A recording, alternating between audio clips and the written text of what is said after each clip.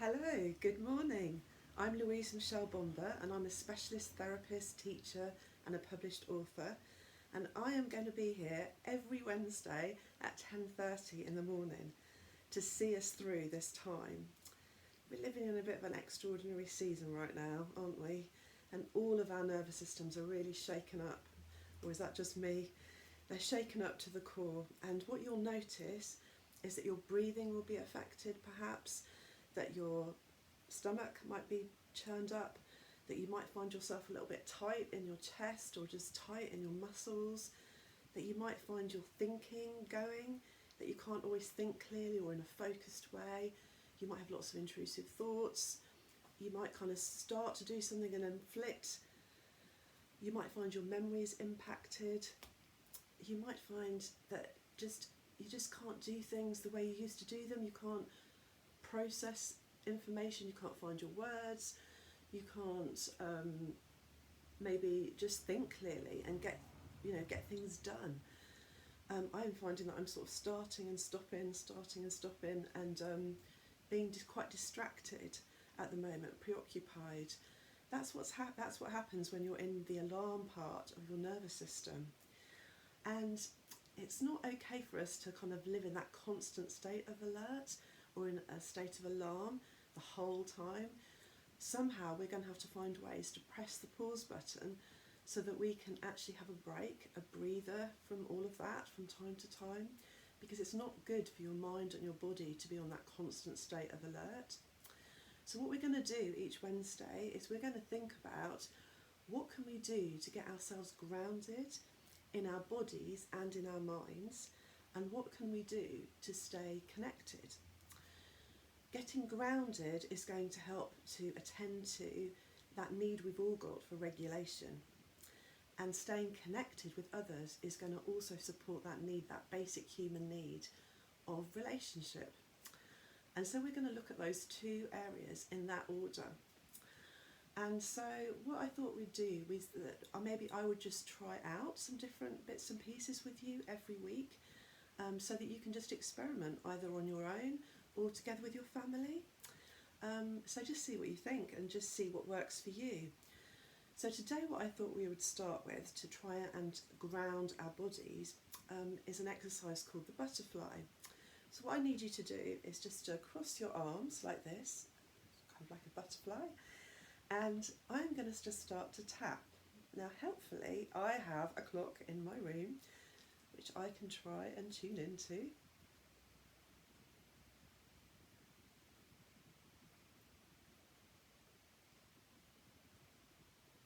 So just do this with me, just to practice. So just using the clock. And then just place your arms in front of you, and I want you to put your hands a bit closer together and imagine that you have a butterfly on the end of your fingers. And this butterfly is beautiful and it's also fragile.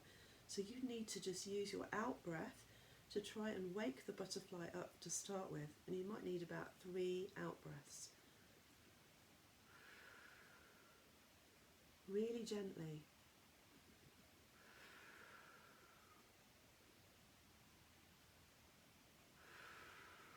Look at it fly, and watch the butterfly go further up, and you've got another butterfly. Gently wake it up. Watch the butterfly fly. It's beautiful. And there's one more.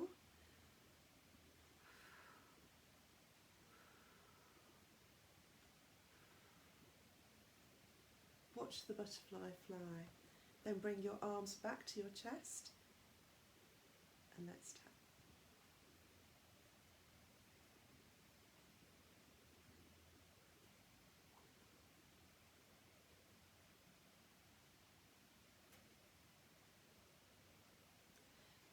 You can carry on doing that for as long as you want, but you'll start to notice a different sensation in your body, and you'll start to notice that your breathing is changing. You start to breathe deeper and you start to breathe more slowly. Let's think about now trying to ground our mind or regulate our mind. Now there's lots changing, shifting, changing at the moment, and so something that would be really, really helpful for us in our minds is to focus on what remains the same.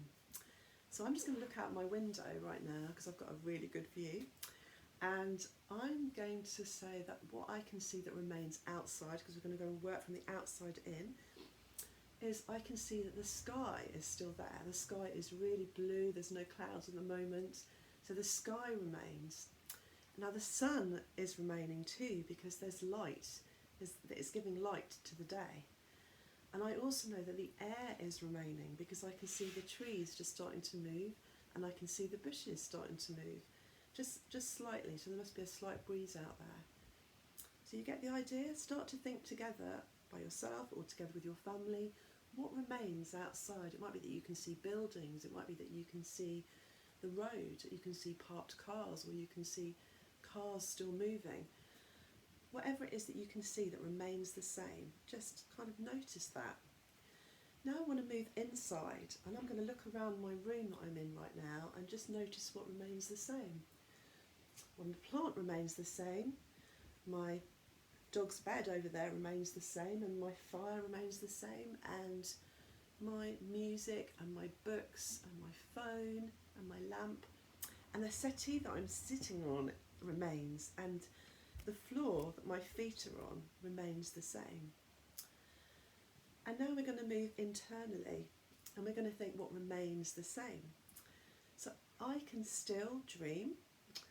Even though I can't go out as much, I can still dream about what I might do when I'm out there. And I can still think, and I can still be creative. I can still sing. I'm not going to sing you a song though, don't worry. I can dance. I'm not going to do that either. I can still play my musical instrument downstairs. I can still listen to music. So again, if you can just think together as a family about what remains, what can you still do, what is going to continue despite all these changes, that will really just help to just get you regulated. So we've thought about our body and we've thought about our mind, and now we're going to think about connection. So what I'd like you to do is just to maybe get a piece of paper, to write your name in the middle in a circle, and then draw a circle around the outside of that.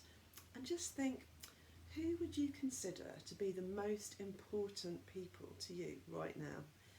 Maybe choose your top 5, your 4 or 5 people that maybe you would consider to be your closest, your support network right now.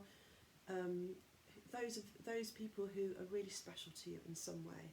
Now you might want to include your pets. I would definitely put Maisie, my dog, in there. You're probably not going to see her today, but you will at some point, because I'm sure she's going to come and join me on the sofa. She's out in the garden right now, but I'm sure one week she will be up here with me and you'll be able to meet her. But I would put her in there, and I'd also put my partner, and I'd put some of my closest friends and family in that circle. And then what I want you to do after you've written their names is just to think, what do they contribute to your life, or what is it that's special about them? Why did you include them? Just think about that for a minute, and maybe just write a couple of lines or just a word or two. Just think about what it is that you really appreciate in them. And then I just want to set you a little challenge. It'd be really great that during this week that you maybe contact that person, whether it's by text or by email or WhatsApp, or send them a little voice message, and just say what you appreciate about them. So let's just do that as a connection exercise this week, just something to think about. So we've thought about our regulation needs, our body and our mind, and we've thought about how we can press the pause button and connect as well. Because all of this is going to soothe and quieten the lower parts of the brain, and is also going to open us up to remembering that we still have our special people around us, our support network. And we are designed for connection, we're designed for relationship. Yes, we have to think differently right now, we have to think creatively about how we reach out, but I think together, you and me, we can probably think up a few creative ideas. Now, each week I'm going to leave you with some inspiration for your day or for the week. And a book that I really love at the moment, some of you I think will know about this book because it's become very, very popular since Christmas when it first came out. The Boy, the Mole, the Fox and the Horse by Charlie Mackesy. It's one of my favourite books. And there's some beautiful illustrations and just little pieces here. But I just want to leave you with this one today. What's that over there? It's the wild, said the mole. Don't fear it. Imagine how we would be if we were less afraid. So I just want to encourage you today and for the rest of the week to live brave. What would it be like if we were less afraid? So go well, stay strong, and I look forward to seeing you next week. Bye for now.